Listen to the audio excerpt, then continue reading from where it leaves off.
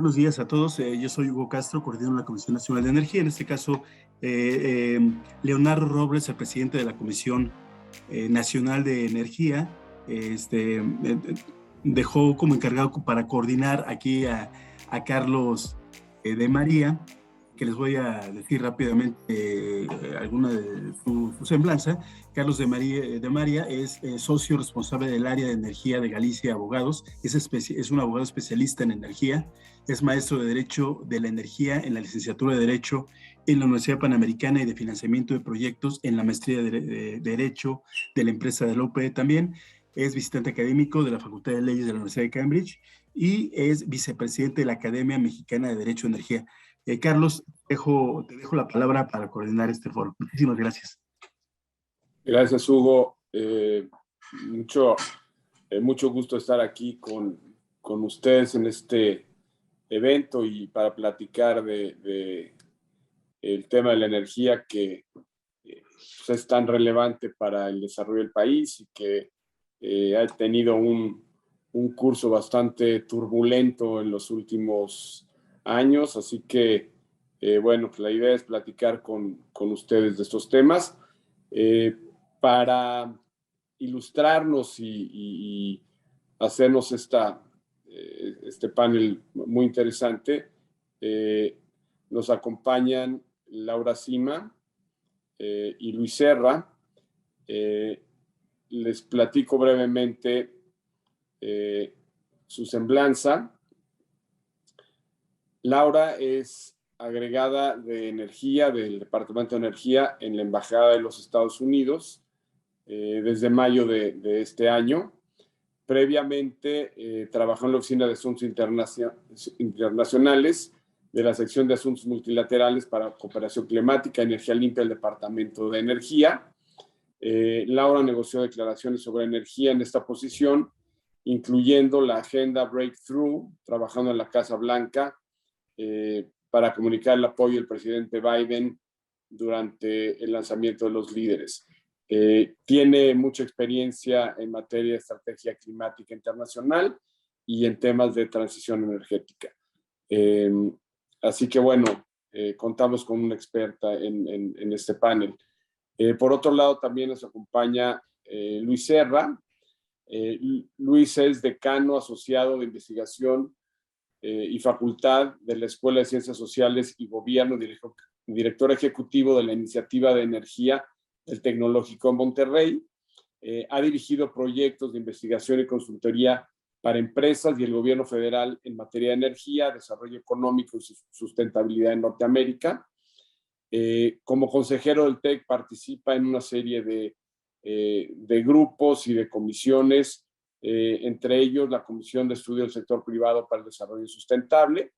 Es un columnista y escritor asiduo en distintas publicaciones, entre ellas Arena Pública y Energía Debate. Y bueno, para no tomar más del valioso tiempo y escuchar sus interesantes ideas, le pido a Laura que por favor empiece con su presentación. Tendremos un plazo de unos 20 minutitos para escucharla. Laura se va a dirigir a la audiencia en inglés, así que ya nos explicaron cómo activar el mecanismo aquí de traducción. Y después platicaremos con Luis y se abrirá el micrófono para los participantes para que hagan preguntas, comentarios. Así que, Laura, por favor, encantado de escucharte.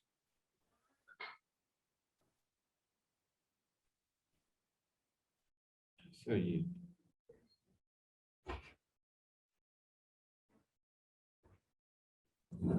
No sé, perdón, no sé si soy yo, pero no sé si estoy escuchando bien. No se oye. Ok, perdona, un momento. Ya está, ahora sí. Ok. Pues muchas gracias por la bienvenida. I'm very proud to be here with you today to represent the U.S. Department of Energy and our Secretary, Jennifer Granholm here in Mexico. As you mentioned, I only arrived 2 months ago, but it seems far longer given how busy we've been on energy issues since then. As you've probably all seen in the news, since I arrived, We worked with the US Ambassador Salazar to arrange meetings between Mexican President AMLO and 17 US energy companies to discuss ongoing concerns with US investments or proposed investments and trade in Mexico. We've also arranged one in a series of 4 meetings between US Presidential Envoy for Climate, Kerry, and the President, shortly after which the Mexican President pronounced 10 new commitments on climate. And it's clear we continue to have policy disagreements, even as we prepare for the Mexican president to visit Washington, D.C. on July 12th, which is as soon as next week. But it's clear that regardless of any temporal problems or policy disagreements that we may have right now, there is so much to be hopeful for in our long-term relationship with Mexico on energy.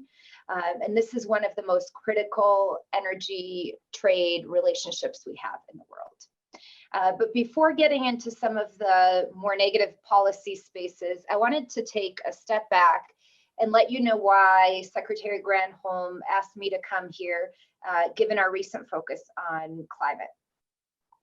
I just want to talk to you a little bit more about our department's goals. In all of her remarks to the department, to staff, and to Congress in the US, the Secretary consistently reminds me and my colleagues that we are part of the United States' largest solutions agency. We see ourselves as a federal research and development agency that, in addition to being responsible for ongoing energy security and economic issues, has been tasked with developing and deploying the technology innovations needed for the US and the entire world to reach net zero and meet our climate commitments while promoting economic growth and continued resiliency of the energy sector. Our department is growing right now at an unprecedented speed, thanks in large part to historic investment through the US infrastructure bill.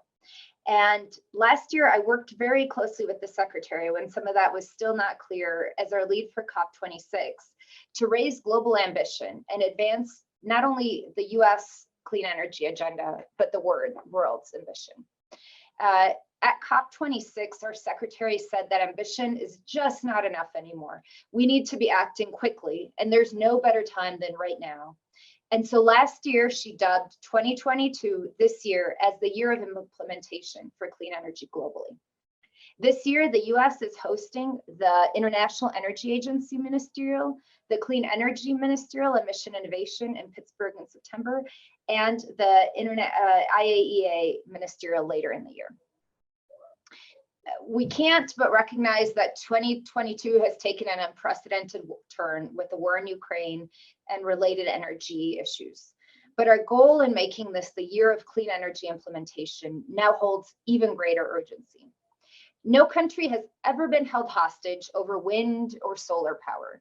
Clean energy offers a path forward that is free from Russia's grip. And it's one that's better for people and the planet around the world. Clean energy also lowers the costs for our citizens.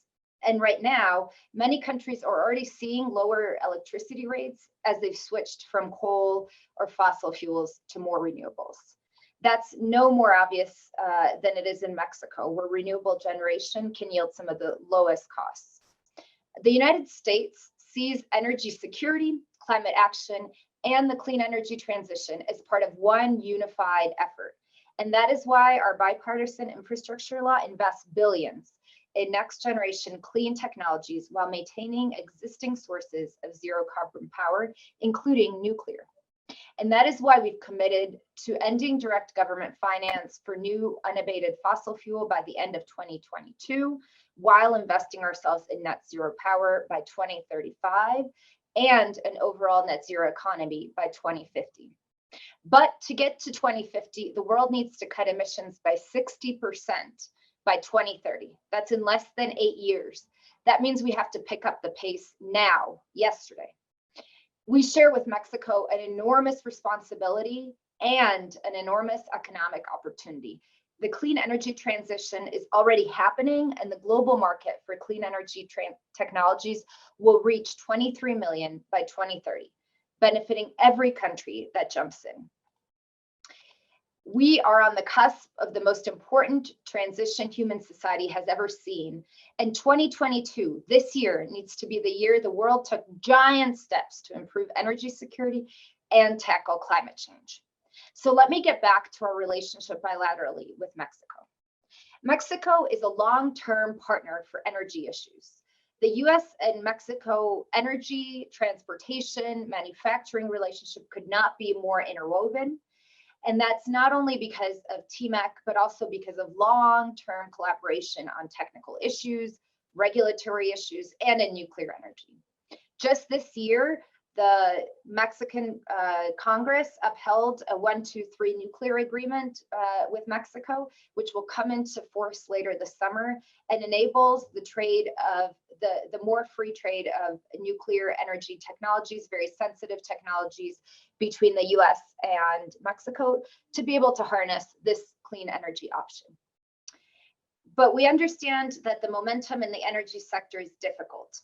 And we're continuing to seek, as you've heard, not only in our direct efforts to work with through Ambassador Salazar to the president, but also through other channels. We're continuing to seek a clear conversation at all levels of the Mexican government so that we can better express and discuss issues that the private sector is facing. We simply do not have the resources or the money to be able to make the clean energy commitments that I just spoke about without the private sector's involvement. And that is especially true here in Mexico. US Secretary Granholm visited Mexico earlier this year to strongly send this message about the importance of Mexico meeting their own domestic target for renewable energy by 2024 and making sure that they protect the existing investments of renewable and clean energy companies. We really have sought an open dialogue with the Mexican government, and we were very glad to have that when Secretary Granholm came. But we've also really appreciated our one-on-one discussions with private sector companies, which have sometimes been more honest and brought to light issues that may not have been discussed in more public meetings. We continue to have a very strong relationship here at the embassy with the private sector in Mexico, and we hold bi-weekly or monthly dialogues with various industry groups to understand the situation. So let me get back to what we see as the problem here, and I'll connect it in a bit to how we see moving forward and meeting some of those year of implementation ambitions for this year. So as you all know, Mexico's undertaken in the past 2 years various measures aimed to promote 2 state-owned enterprises, namely CFE and Pemex, that might not only impact the ability of the private sector to operate freely in the market, but also undermine the ability to fulfill climate change commitments that are so critical for the world. We understand from our conversations that private sector operation has been extremely difficult here. And while Secretary Granholm told me personally she was extremely happy to see the energy sector constitutional amendment not pass, it's also a little bit of a confusing time for us now with the recent decision of the Supreme Court that didn't say that the March 2021 electricity power industry law was unconstitutional, though they didn't name it to be constitutional. We understand many companies are embroiled in court battles right now, and we find this lack of clarity for companies to be problematic from an investment perspective. But even more importantly, and part of the reason why we undertook those 17 US company meetings, Mexico has taken and is continuing to take a series of actions or inactions that curtail the ability of the private sector to operate effectively by through permitting delays, revocating permits, or otherwise failing to approve or renew permits. Although delaying or denying permits is normal in any government, and we wouldn't want to get too involved in domestic issues, there's such a history an overwhelming direction of these delays that it's clear it is curtailing foreign participation and investment in the energy sector here. And we're afraid that it might be a means of limiting competition to the state-owned enterprises, especially in the oil and gas sector. We know and have noted that since May of last year, the Energy Regulatory Commission, the CRE, sometimes joined by the Mexican National Guard, has shut down 8 US owned or operated fuel storage and transloading terminals. And this has a significant impact on storage and distribution. And in general, we understand from terminal owners that the basis has been vague or in some cases, according to them, not appropriate. Despite these assertions, we haven't been able to see many of them reopen, though we had some great news after one of the recent meetings with AMLO. As the ambassador said earlier in his opening remarks, we continue to be bullish on Mexico. We really hope that these issues can get resolved. We are trying at the highest levels, and we recognize the unprecedented nature of the meetings that the Mexican president was able to hold with our companies. But we also at the same time note that there were even within the last month, new regulations on gas that will impact our private sector operators here. So I don't want to get into too much of a discussion on intentions, but right now we're very focused on making sure that we work with the Mexican government to get as many of these issues resolved as possible prior to Mexican President AMLO's visit to DC as possible, so that we can have an overall positive discussion there. So now I want to get into the reason I'm here, the reason that we have energy attaches, which is that really we're here to aim to have a cooperative and positive relationship with the Ministry of Energy, with SENER over here. And we have in recent weeks, especially since Secretary Kerry's visit to Mexico, seen some positive ambitions and declarations, at least at the political level, come from the president. And so we are moving forward with a effort to cooperate technically between the Department of Energy and SENER in several areas. And I'll highlight these briefly before moving on. The first of these, which we think can be a significant economic benefit to Pemex, as well as to the emissions reductions targets of Mexico, is an effort to reduce methane emissions, especially from flaring, but also venting in oil and gas exploration. As you've seen as recently as last month, Pemex has been in the news for significant flaring and venting incidents. And so we are hoping now, with the blessing of the Mexican president, to be able to work with SENER and Pemex directly on an effort to curb this flaring and venting. It is really in Mexico's interest to be able to capture some of this gas and utilize it within the Pemex or CFE operations, rather than to burn it and emit into the atmosphere. So we're extremely hopeful that that part of the Mexican president's announcement at the Major Economies Forum can be very positive. Some of the other places where we've seen commitments and want to really see implementation is on a commitment to work with US companies to enable them to operate within Mexico. He's made, we've heard really great commitments on from the Mexican president to companies, but we've yet to see implementation of that. So we're going to continue to engage in hope that we can see some issues resolved. But broadly, I think just to be honest with the group of folks in this room, our main goal is to see a Mexico where we can see companies operating from a place where they understand that rule of law is functioning, where they understand that their contracts will be upheld, where they understand that permits, while they will take time, will follow a regular procedure and won't be delayed or canceled for unknown reasons, and where we can see our companies thriving and being able to contribute to meeting climate goals within this country and around the world.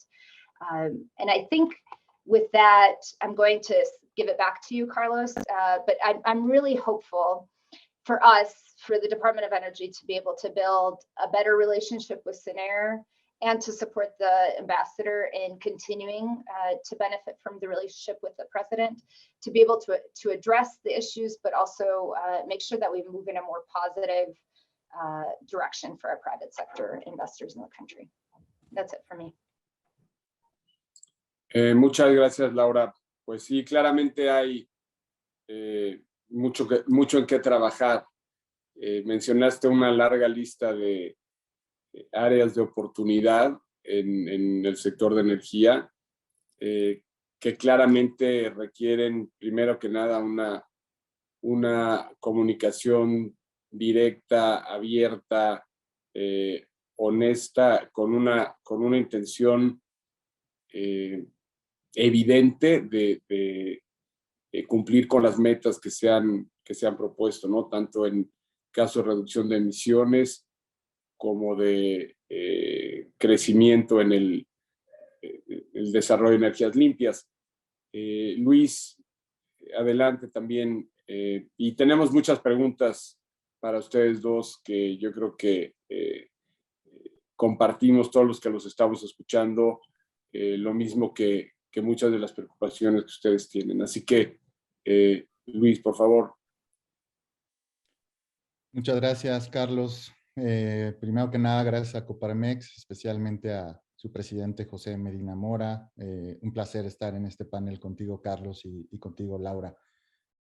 Celebro este tipo de encuentros entre nuestras dos naciones y pues buen día a todos las participantes y participantes en este foro. El sector energético es piedra angular, evidentemente, para un amplio espectro de actividades y la producción de bienes y servicios en beneficio de gobiernos, empresas y la sociedad en su conjunto. Y un vehículo fundamental para la habilitación de oportunidades de inversión en el sector energético, especialmente en México, pues es precisamente el TEMEC. Tras el cambio de rumbo de la política energética de nuestro país a partir del 1 de julio de 2018, específicamente con respecto a la que fue establecida desde la promulgación de la reforma energética de diciembre de 2013, pues la discusión del TEMEC se ha centrado en cuáles son las garantías que ofrece el tratado a los inversionistas con respecto a las ofrecidas, por ejemplo, por el Telecán. Estamos prácticamente a un año de la extinción del Telecán como mecanismo vigente para ofrecer garantías con respecto al arbitraje de diferencias entre Estado e inversionistas. Y si bien el capítulo 14 del TEMEC, por ejemplo, elimina este método de solución de controversias, de todas formas existen protecciones con respecto a 5 sectores, entre ellos, pues notablemente petróleo y gas natural, generación eléctrica, transporte, infraestructura y telecomunicaciones. Los 5 escenarios que cubren este arbitraje de diferencias son la expropiación, directa o indirecta, el trato nacional, que es básicamente un tratamiento discriminatorio con respecto a otros inversionistas domésticos, el trato de nación más favorecida, que es un tratamiento discriminatorio con respecto a otros inversionistas extranjeros, y por supuesto, tratamiento justo y equitativo que busca dar una completa seguridad y protección a los inversionistas. El TEMEC también contempla que aquellas acciones diseñadas e implementadas para salvaguardar objetivos legítimos, por ejemplo, de bienestar público, como pueden ser salud, seguridad, medio ambiente, pues no van a estar considerados como expropiaciones indirectas. ¿Qué significa esto? Que por un lado los inversionistas efectivamente todavía cuentan con garantías que protegen sus intereses, como debe ocurrir en cualquier Estado de Derecho, y por otro lado, desgraciadamente, que nuestro gobierno nacional tiene todavía margen para gestionar una estrategia que le permita preservar una postura similar a la que ha manifestado hasta el día de hoy. Pero en esta exposición me gustaría comentar que eso no es en su mejor interés. Y para ello voy a destacar 3 elementos que pudieran considerarse como catalizadores de una orientación hacia un modelo participativo entre el sector privado y el Estado en beneficio de la sociedad. Estos 3 temas son competitividad, desarrollo económico a nivel local e impactos sociales y ambientales. Y los voy a abordar de forma inversa por las prioridades que reflejan estos temas en lo general, en la agenda de la humanidad y en lo particular en la agenda de la administración federal de nuestro país. En cuanto a impactos sociales y ambientales, como bien decía Laura, necesitamos una acción urgente. El 6º reporte del panel intergubernamental del cambio climático fue muy claro en definir el elefante en la habitación. El cambio climático está ya aquí y la gravedad de sus efectos son mayores a los que habíamos esperado. ¿Qué mayor objeto para nuestras dos naciones que buscar una seguridad afrontando el beneficio de ese combate al cambio climático en beneficio de nuestras poblaciones? El mayor combate a ese fenómeno se da en el sector energético. Este, a nivel global, contribuye con 2/3 partes de las emisiones de gases de efecto invernadero. Gran parte de esa batalla se libera a partir de la inclusión de más energías renovables en la matriz de generación energética. Precisamente la reforma energética de 2013 nos otorgó instrumentos como país para acelerar la inversión en nuestros proyectos de generación eléctrica a partir de fuentes renovables, particularmente energía eólica y solar fotovoltaica, dos recursos sumamente abundantes en nuestro país. Y si bien los mecanismos de subastas de largo plazo pudieron generar un flujo importante de inversiones en materia de energía eléctrica renovable durante particularmente 2017 e incluso todavía proyectos que entraron en línea en 2019, hemos visto que estas inversiones han venido a la baja en los últimos 2 años, particularmente el año pasado, llegando ya a niveles previos de 2010, cuando todavía no había condiciones en un marco institucional para fomentar la inversión participativa en el sector de generación eléctrica renovable. El Programa de Desarrollo del Sistema Eléctrico Nacional 2022-2036, mejor conocido como PRODECEN, manifiesta un claro retroceso a este objetivo y a compromisos adquiridos por nuestro país, tanto a nivel doméstico como a nivel internacional, para alcanzar una proporción de generación eléctrica renovable que llegue al menos al 35% del total para 2024. La propuesta, en cambio, que presenta el PRODECEN es alcanzar dicha meta hasta 2031 y con una responsabilidad absoluta en la empresa productiva del Estado, Comisión Federal de Electricidad. ¿Qué significa esto? Pues significa básicamente un repliegue con respecto a esquemas de descentralización en la generación eléctrica.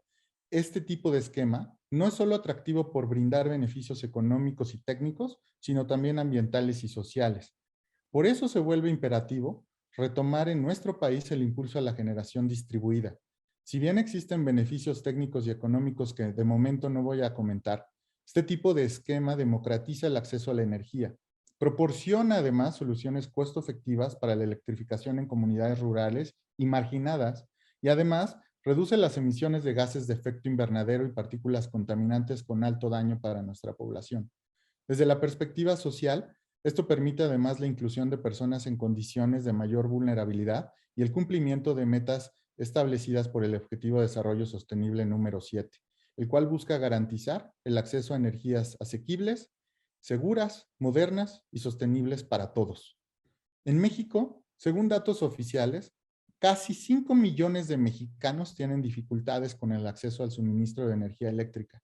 Contamos con 1,5 millones de personas que no cuentan en lo absoluto con el servicio eléctrico. Y 1 de cada 3 hogares, al menos, mantiene condiciones de vulnerabilidad energética, ya sea presentados por déficits en el confort térmico, sistemas ineficientes de refrigeración o la falta de una estufa de gas o eléctrica.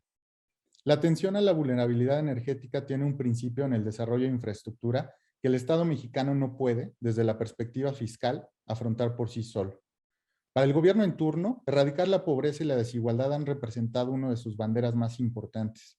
El acceso a la energía debe ser el punto focal de su estrategia para lograr tan loable propósito.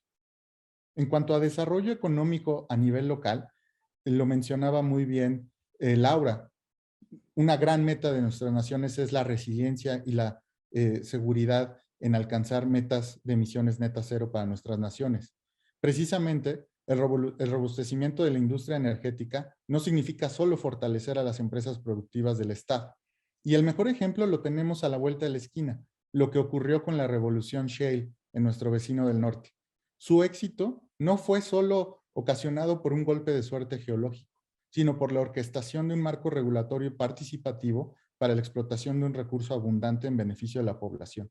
En México, todavía contamos con fuentes de energía que podemos explotar mientras sea posible, notablemente los hidrocarburos, pero también de recursos renovables que están localizados en zonas remotas y que pueden beneficiarse precisamente de la integración a las cadenas de suministro con otros polos de amplio potencial para el desarrollo industrial en nuestro país. En México hemos centrado nuestras necesidades de inversión en energía para incrementar la producción de hidrocarburos en una empresa que tuvo su mejor momento hace ya varias décadas.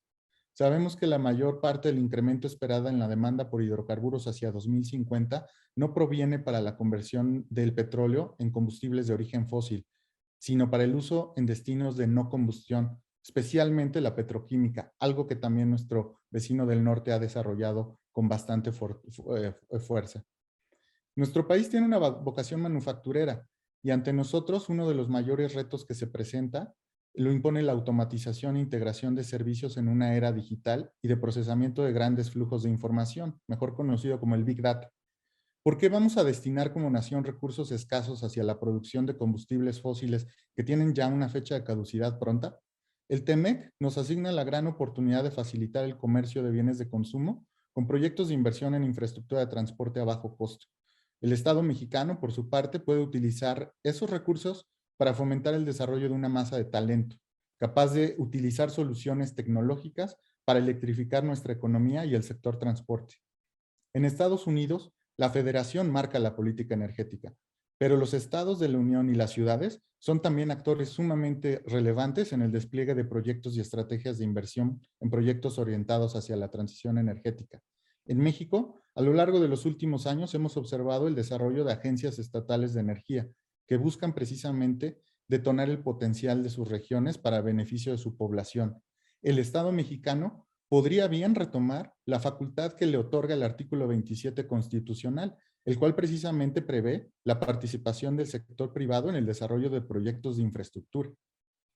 En cuanto a competitividad, México tiene la oportunidad de conducir una transición energética apoyada en dos pilares: una red gasista que sea robusta e inclusiva y la reconversión de un sistema eléctrico nacional confiable que genere electricidad a partir de fuentes limpias y al menor costo, pero que también transporte y distribuya la electricidad de los puntos más atractivos de generación hacia los centros de consumo, sin dejar a nadie atrás, y fomentar el desarrollo físico y de control de una red moderna con sistemas de almacenamiento.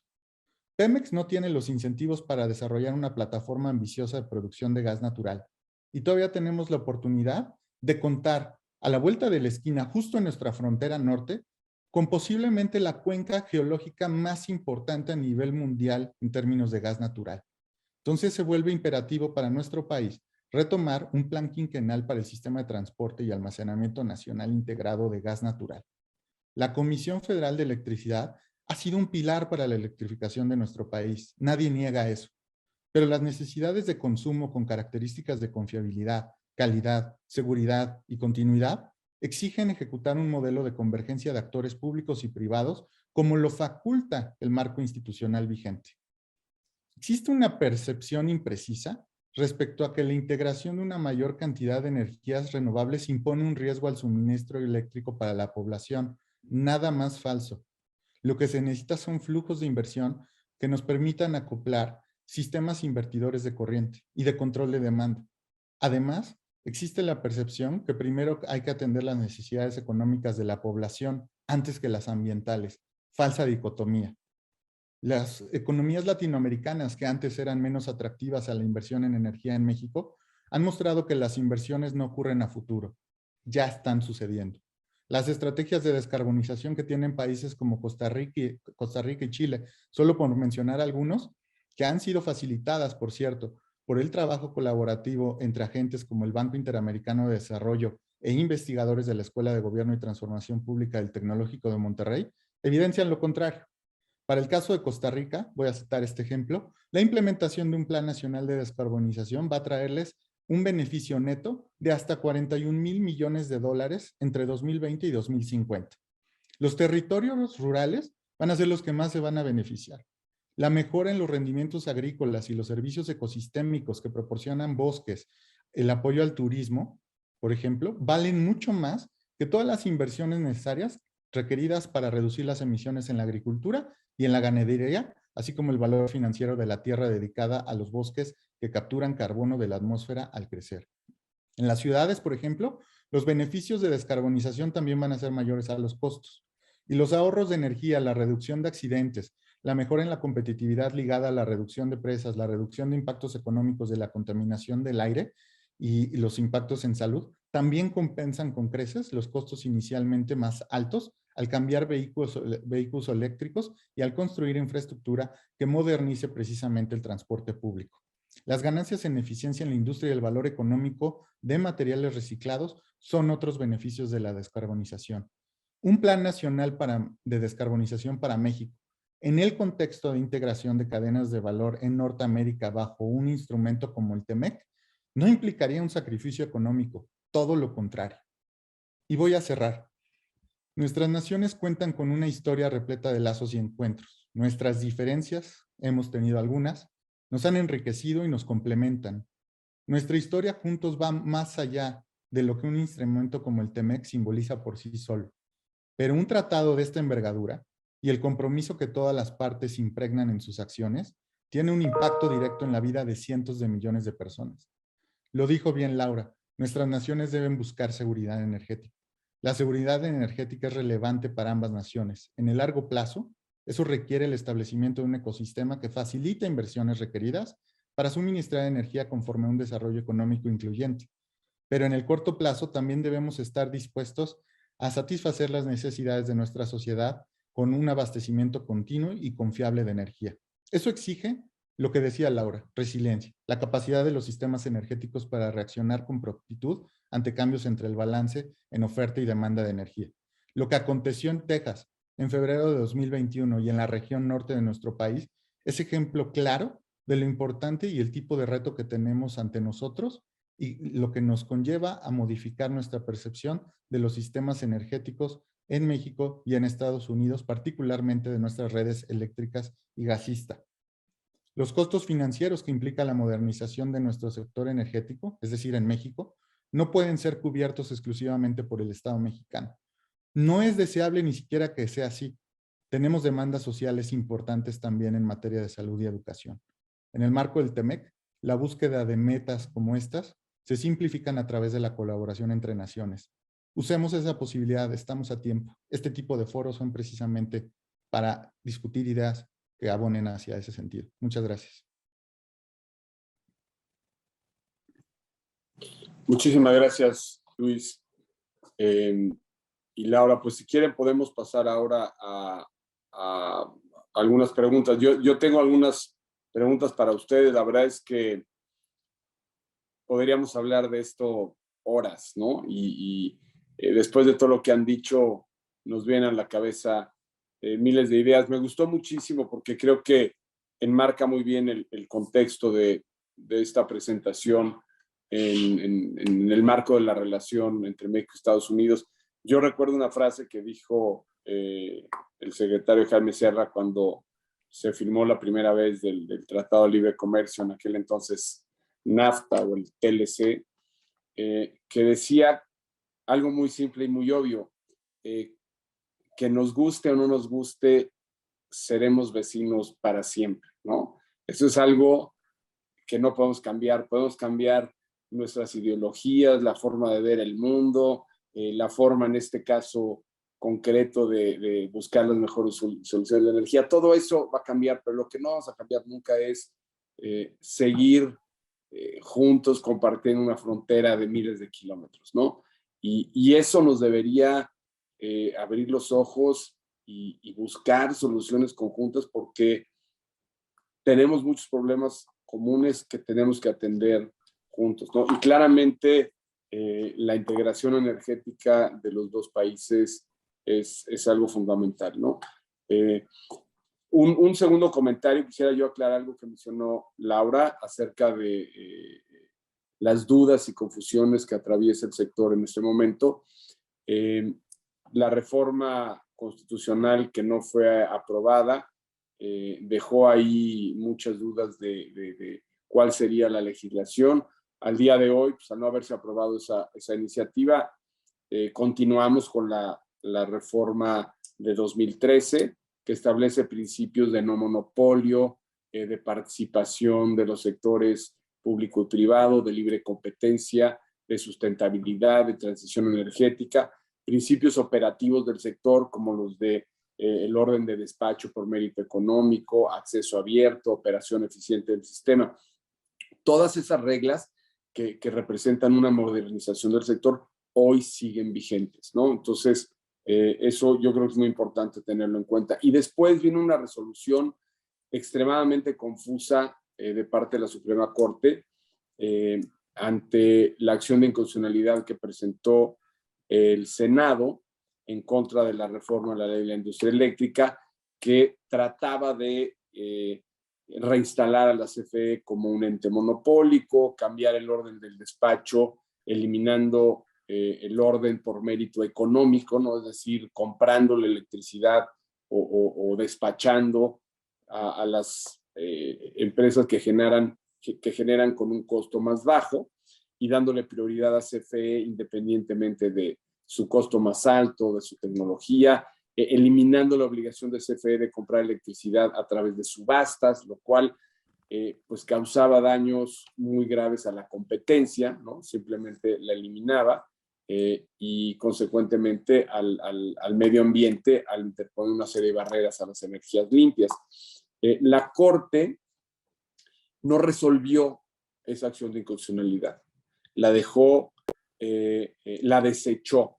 Al no reunirse los 8 votos que para ese tipo de decisiones requiere la ley, 8 de los 11 ministros tendrían que haberse pronunciado por la inconstitucionalidad, solamente se lograron 7.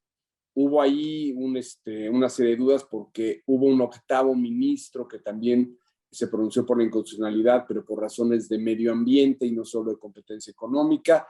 Ese voto no se contabilizó y al final se desechó, se desestimó esa acción de inconstitucionalidad. Y por lo tanto, no hay una declaración ni de inconstitucionalidad, tampoco la hay de constitucionalidad, lo cual ha venido diciendo el presidente con absoluta falsedad, ¿no? El presidente ha repetido en incontables ocasiones que la Suprema Corte ha declarado que la reforma es constitucional, que declaró que los autoabastecimientos son ilegales, lo cual es absolutamente falso, ¿no? Entonces, sí es importante aclararlo porque de estas resoluciones, de estas acciones se ha detonado una enorme confusión en el sector y hoy pues no tenemos muy claro cuáles son las reglas, ¿no? Yo les quiero preguntar ahora sí a los ponentes algunas cosas y empezaría contigo, Laura. Yo tengo la impresión de que no hay una estrategia en la definición de la colaboración entre los dos países para resolver los temas, ¿no? Tú mencionabas todo lo que se ha venido haciendo en Estados Unidos, compromisos de reducción de emisiones en un 60%, incrementar la generación limpia en los porcentajes que se han venido haciendo, apoyos gubernamentales. Y de este lado, pues hemos visto todo lo contrario, ¿no? Por mencionarlo y repetir lo que a lo que te hacía referencia, bloqueo en la emisión de permisos, ¿no? Simplemente un silencio en las respuestas o simplemente negativas sin fundamento, intentos de revocación. Hay una clara inclinación a no permitir, a bloquear, a restringir la participación del sector privado, ¿no? Y de pronto se ha dado un diálogo entre los dos gobiernos. El embajador ha estado muy activo, muy presente en Palacio Nacional y se resuelven algunos temas, pero pareciera que todo esto es totalmente improvisado, que sigue habiendo una diferencia de fondo. Yo tengo la impresión, y lo digo a título personal, que el gobierno mexicano no quiere que participe el sector privado y no quiere darle paso a las energías limpias, ¿no? Viene el subsecretario Kerry, anuncia que hay acuerdos y minutos después, en una sesión de la Comisión Reguladora de Energía, se niegan todos los permisos, ¿no? Entonces, parece un poco, pues un juego, ¿no?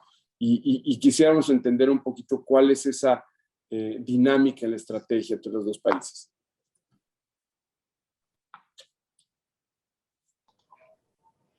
So let me just take a step back and talk about the potential of Mexico, and then I'll get back to a strategy.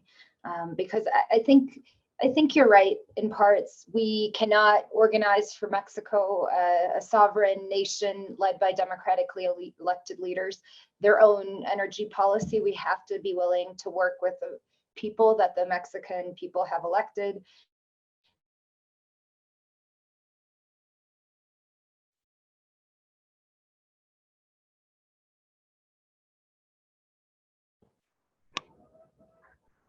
Timely disconnect at a moment of pressure. Are you able to hear me now? Am I coming in?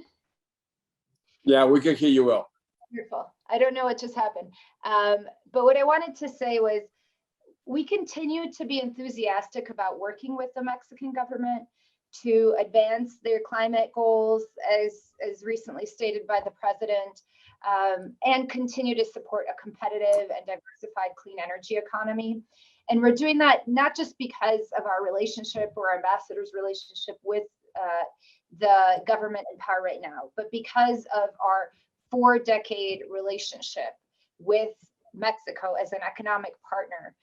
Mexico is our second largest trading partner, and US companies are Mexico's biggest investors.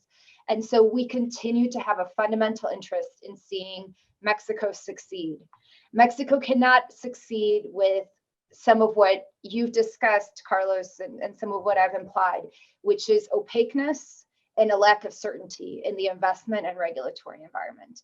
Private sector investors need to have clear understandings of the rules that they're operating under, and not having to go sort of behind closed doors and ask for favors to get permits that they should legally be able to get openly by following a regular process. So that continues to be our utmost interest. Secretary Granholm was here, and she continues to be very upfront about the need for our government to work to maintain and enhance competitive and open energy markets to bring benefit to all of Mexico, but all of North America, not just Mexico. That said, we have to work with the government that is in charge of Mexico to be able to do any of this. And so we continue to be committed to supporting them and letting them resolve the current disputes under the rule of law. But at the same time, we're pushing very strongly that they clear up the opaqueness that I'm seeing develop in the sector in Mexico, which is quite disturbing. Listen, Mexico is blessed with more than an abundance of renewable energy, of fossil energy as well. If fully realized, just the renewable energy available to Mexico could power this country 10 times over. It could create millions, we've done the analysis, of better paying jobs. And Mexico could become an export industry geared for a world in need of clean energy solutions.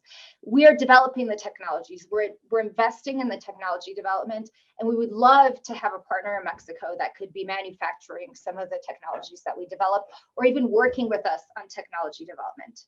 We have continued to express our enthusiasm about working with them. And we've already sent them, and we're working with SENER on this very singular topic of technical cooperation on a plan to work on methane reductions, geothermal energy development, integrating renewables better into the grid.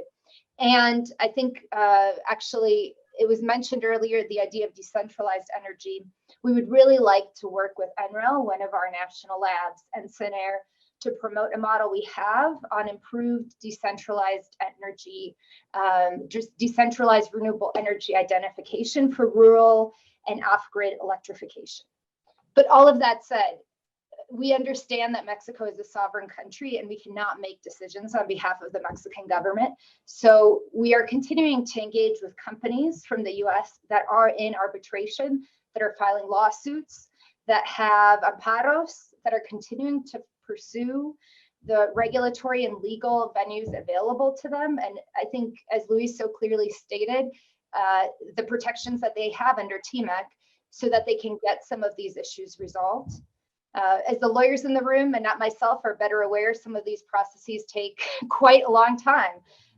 And so unfortunately, anything that's ongoing and anything that another country may put into the arbitration or consultation space will take years to resolve, which is why we're hoping to see the government of Mexico address issues under their own laws quickly before some of those legal proceedings are concluded. Because I think, Luis, as you said it, last year we saw a significant, I mean, every year we've seen a drop in investment into Mexico's renewable energy sector. The Mexican president clearly stated a commitment to increasing renewables within Mexico. Right after Prodecen came out, Luis, that said it's going to be difficult to meet the stated legal obligation by 2024 using the resources that the government has. The only way to do this, the only solution is to welcome back and encourage the private sector to come back strongly. And the only way to do that is through a change of course in terms of the relationship between the government and private sector entities. Unfortunately, Carlos, we, the US government, cannot be the ones to take that step. That is a step that the Mexican federal government needs to take if they want to move forward to meeting their goals. But regardless of what happens in the short term, in the long term, we continue to see Mexico as an incredible partner and wonderful, economically empowered, educated population. We continue to have great relationships with the private sector, and we really do, in the long term, look forward to these issues being addressed. Unfortunately, the long term is too long. As we've both stated, by 2030, the world needs to have made significant steps. And unfortunately, without the private sector stepping back in, I'm very concerned about Mexico's ability to take those steps. Muchas gracias, Laura. Y tienes toda la razón. El respeto de la soberanía de ambos países pues tiene que ser la base primera para una buena relación entre los dos países. Y ahí yo creo que es importante tener en cuenta una cosa. La voluntad del pueblo mexicano está reflejada en la Constitución. El gobierno en turno tiene la obligación, y cuando toma el cargo, lo jura con toda vehemencia, respetar los principios de la Constitución. Esa es la verdadera soberanía del pueblo mexicano. Y el pueblo mexicano en su Constitución estableció los principios de no monopolio, de libre competencia, de apertura, de sustentabilidad, de transición a las energías limpias. Entonces, aunque hoy tenemos un gobierno democráticamente electo, lo cual es indudable, prevalecen los principios de la Constitución sobre las políticas y los deseos de cualquier gobierno. Así que yo creo que en la definición de una estrategia, tomando en cuenta la voluntad del pueblo mexicano, pues las reglas están muy claramente establecidas en la Constitución, ¿no? Y Luis, hiciste una lista impresionante, interminable de beneficios, ¿no? Y áreas de oportunidad sociales, ambientales. Hablaste, me gustó mucho cómo describiste los beneficios de la generación distribuida. Me gustó el concepto que usas de que democratiza la generación, además de otros beneficios tangibles como reducir costos y reducir emisiones. Y hablaste de muchos otros más, ¿no?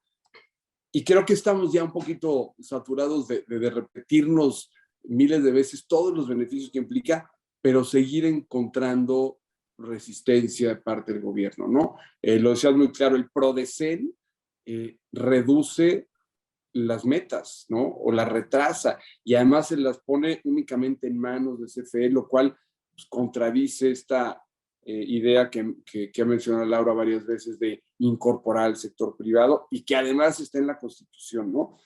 Ante digamos, este choque de la realidad contra la posición del gobierno, tenemos que encontrar salidas, ¿no? Y tenemos que encontrar espacios donde podamos avanzar.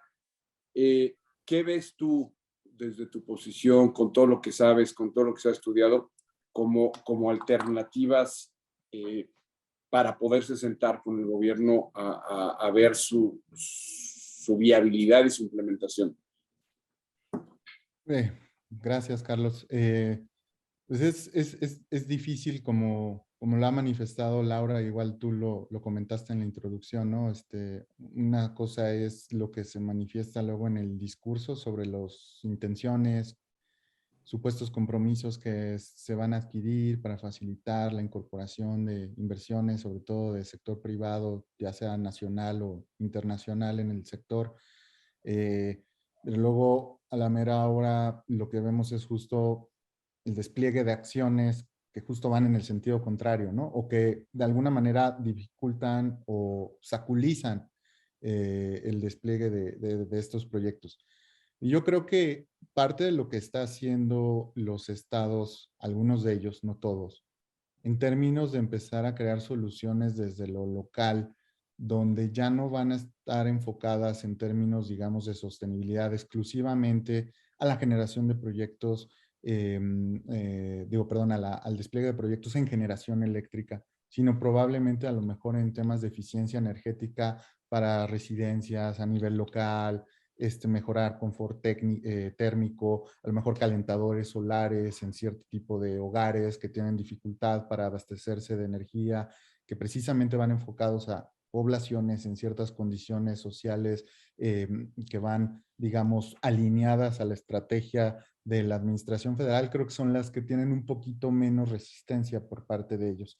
Y si bien mi perspectiva es que no van a ser suficientes para complementar, digamos, o empujar al país hacia sus metas de 2024, que creo que esas francamente ya deberíamos decir no se van a cumplir, así es, ¿no? Es la realidad. Pues todavía estamos, digamos, en posibilidades de hacerlo para 2030 si aceleramos rápido, ¿no? En los siguientes años. Yo creo que esas acciones en lo local, lo que hemos visto, por ejemplo, el desarrollo, por ejemplo, de la Agencia Estatal de Energía en Puebla, que tiene un proyecto de electromovilidad a pequeña escala con, digamos, estudiantes donde pueden tomar este tipo de soluciones de movilidad pues sostenible. Yo creo que esos son ejemplos de los pequeños pasos que creo que eventualmente van a empezar a poner presión cada vez mayor a un ente como CFE para precisamente abastecer esas necesidades, ¿no? Y ahí es donde va a quedar claro, sin ningún tipo, digamos, de duda, que la verdadera labor de CFE en este periodo era precisamente abonar a lo que lo faculta el artículo 27 constitucional, que es el monopolio del Estado en las áreas de transmisión y distribución de las redes. Eso es verdaderamente la vocación que debería tener el Estado mexicano en el sector energético para la parte eléctrica.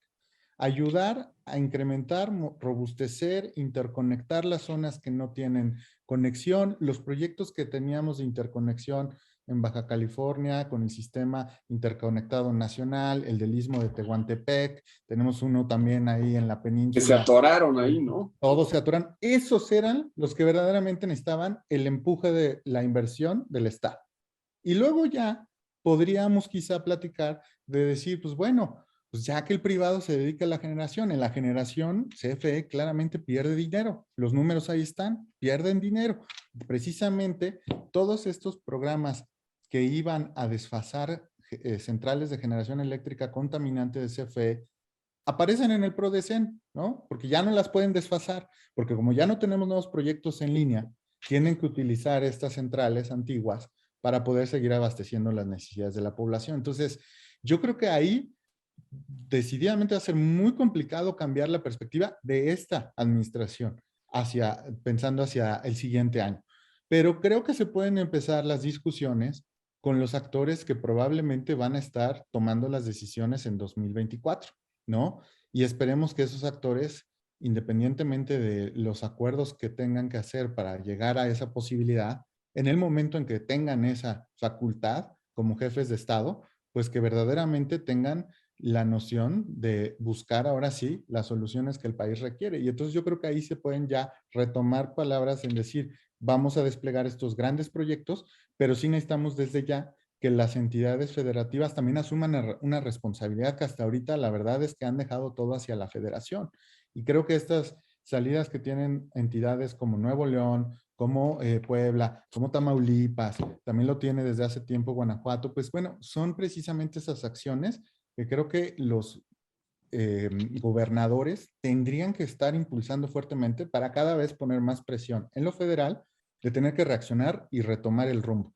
Creo que esas pequeñas acciones son las que poco a poco encaminan también una conciencia del sector energético, no nada más en las dos grandes empresas productivas del Estado, sino en toda la población. Entonces, yo creería que ese es un foco importante que se puede abonar y que tiene una resonancia inmediata en el beneficio social local, muchas veces de comunidades vulnerables, que eso sí le gusta escuchar a la administración, aunque bien también quiero decir, quizás no de una manera tan favorable, que no necesariamente eso muchas veces es lo que terminan haciendo con sus políticas, ¿no? Aunque sí lo buscan en intención.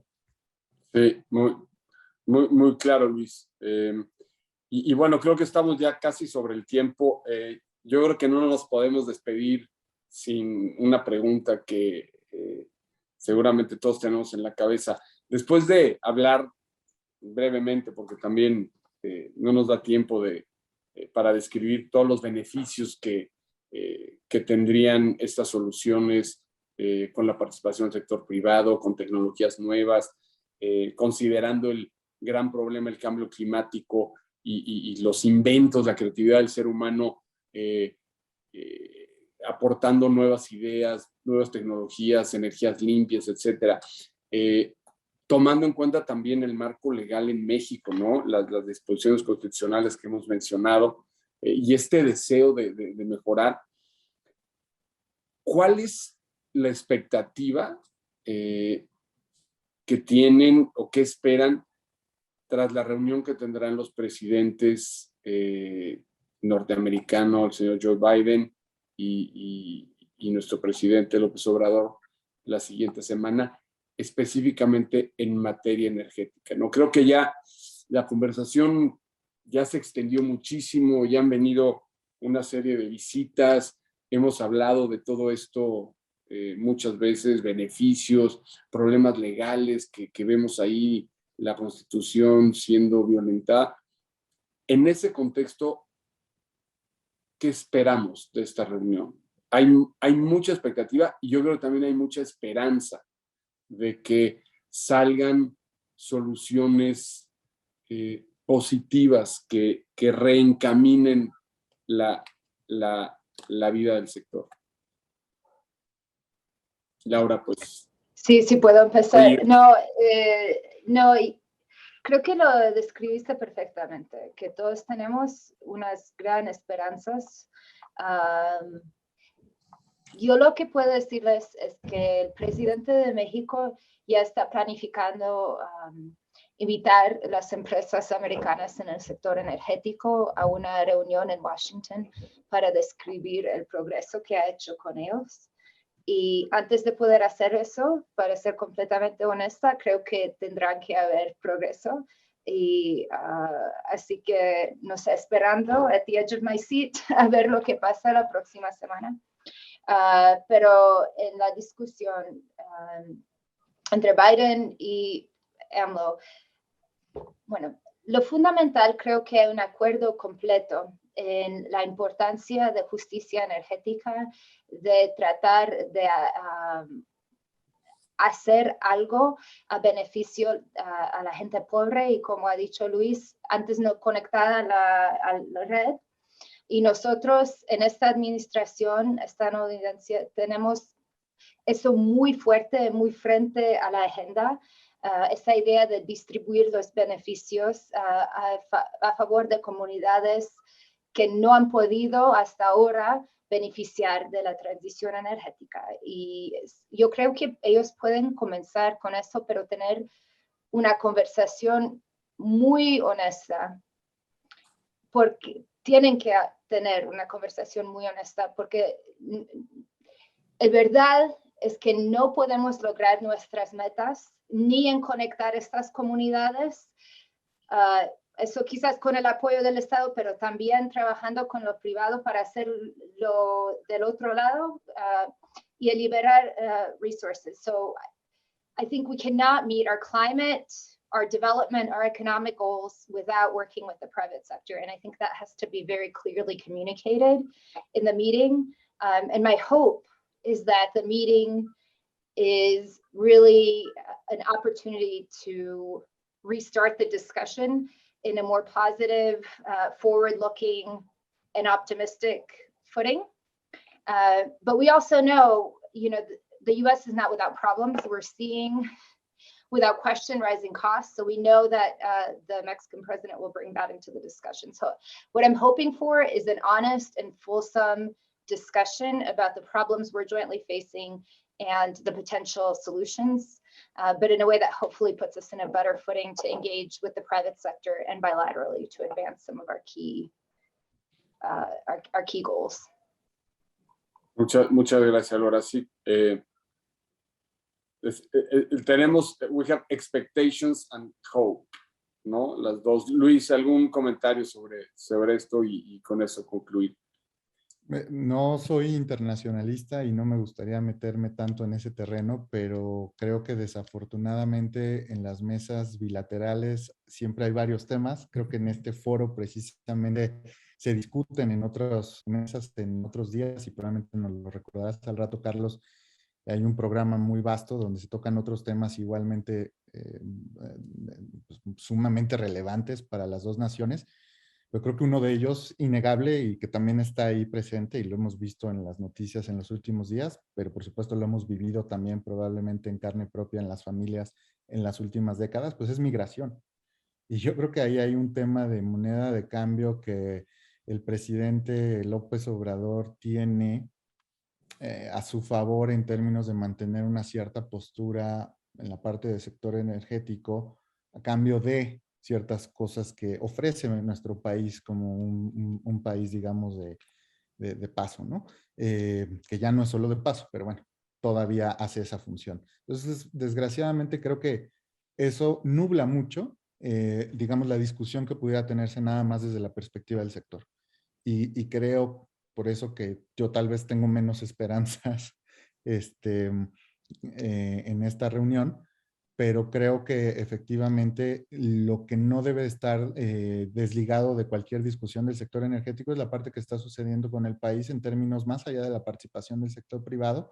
Pues como país y como región no vamos a estar comprometiéndonos y subiéndonos en el barco del compromiso de las acciones climáticas. Y eso sí tiene un impacto directo, negativo, muy oneroso en la población mexicana y sobre todo en los grupos de la población en condiciones más vulnerables. Y eso sí debería, en principio, ser un tema que le interese a esta administración, ¿no? Pues yo creo que esa agenda de cambio climático, de emisiones netas cero, en el contexto de un acuerdo comercial de integración de cadenas de valor, eso es lo que creo que debería de ser el forefront, de decir, si nosotros como región estamos avanzando para cumplir con estas acciones climáticas en beneficio de nuestra población, con estos beneficios tangibles, tú no te subes a este barco, el que va a perder eres tú.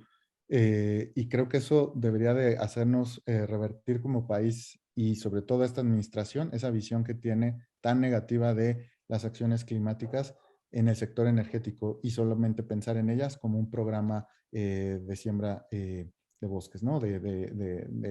Como el programa Sembrando Vidas. Entonces creo que la discusión debería ir más allá. Espero que sea así, pero no tengo mis esperanzas tan altas en ello.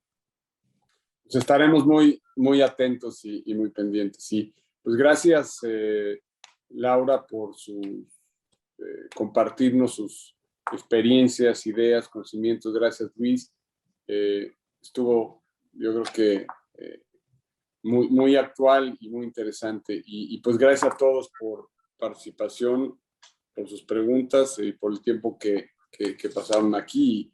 Pues gracias a Coparmex, a nombre de Leo les extendemos nuestro agradecimiento y pues continuaremos en las siguientes presentaciones. Que tengan un bonito día. Hasta luego. Hasta luego. Gracias. Muchísimas gracias a todos. Y bueno, Carlos, Luis, mil gracias. Laura, gracias por sus participaciones para que se pueda llevar a cabo esta sesión. Y ya finalmente nada más pido su valioso apoyo para todos nuestros participantes para que nos apoyen a contestar esta encuesta que se va a lanzar en breve. Y bueno, pues ya, ahora sí, finalmente, mil gracias a todos. Que tengan muy buen día.